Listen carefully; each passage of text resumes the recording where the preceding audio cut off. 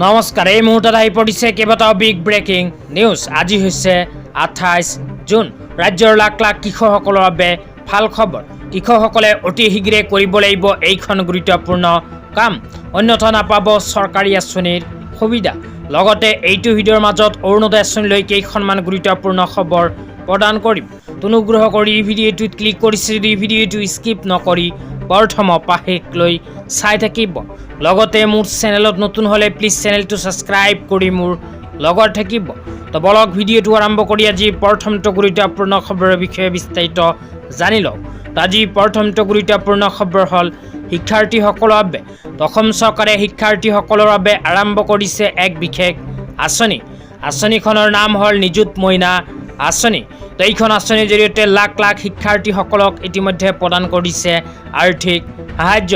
আঁচনিখনত কোনবোৰ শিক্ষাৰ্থীয়ে আবেদন কৰিব, আবেদন কৰাৰ পিছত কিমান টকাৰ আৰ্থিক সাহায্য লাভ কৰিব সবিস্তাৰে জনাই দিছোঁ।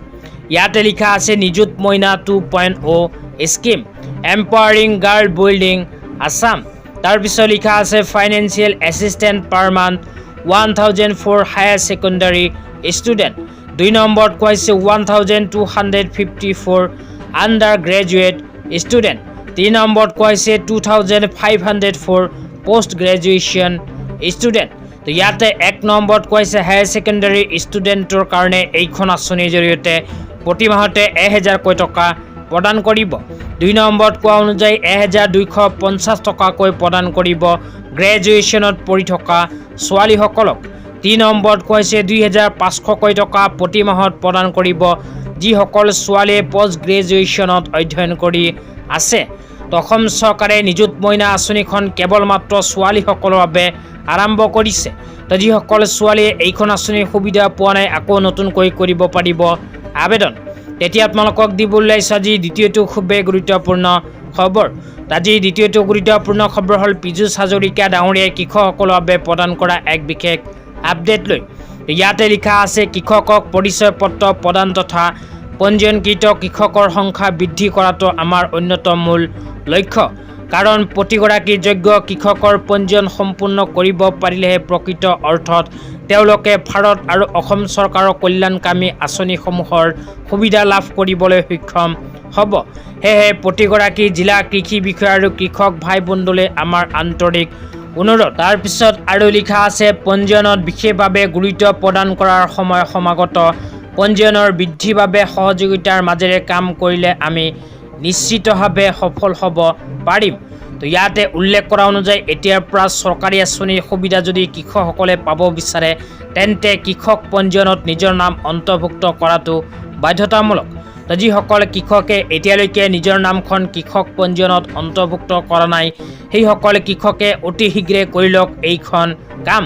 অন্যথা আপোনালোকে আগন্তুক সময়ত PM কিষাণ আঁচনিৰ পৰা আৰম্ভ কৰি কৃষি বিভাগৰ ফালৰ পৰা আৰম্ভ কৰা কোনো আঁচনিৰ সুবিধাই আপোনালোকে নাপাব। তেতিয়া আপোনালোকক দিবলৈ ওলাইছোঁ আজি তৃতীয়টো খুবেই গুৰুত্বপূৰ্ণ খবৰ। আজি তৃতীয়টো গুৰুত্বপূৰ্ণ খবৰ হ'ল অৰুণোদয় আঁচনিলৈ। তো যিসকল মহিলাৰ নাম অৰুণোদয় আঁচনিত অন্তৰ্ভুক্ত হৈ আছে সেইসকলে অতি শীঘ্ৰেই লাভ কৰিব অৰুণোদয় আঁচনিৰ টকা। কিন্তু এইবোৰ মানুহে নাপাব অৰুণোদয় আঁচনিৰ সুবিধা। কোনবোৰ মানুহে নাপাব আপোনালোকক বিতংভাৱে জনাই দিছোঁ। 1 নম্বৰত কৈছে বৰ্তমানৰ MP MLA CM EM আৰু ex MP ex MLA ex CM আৰু ex EMৰ পৰিয়ালে নাপাব অৰুণোদয় আঁচনিৰ সুবিধা। 2 নম্বৰত কৈছে বৰ্তমান পঞ্চায়তী ৰাজৰ সদস্য আৰবান লোকেল বডি আৰু অট'নমাছ কাউন্সিল বা VCDCৰ সদস্যৰ পৰিয়ালো নাপাব অৰুণোদয় আঁচনিৰ সুবিধা।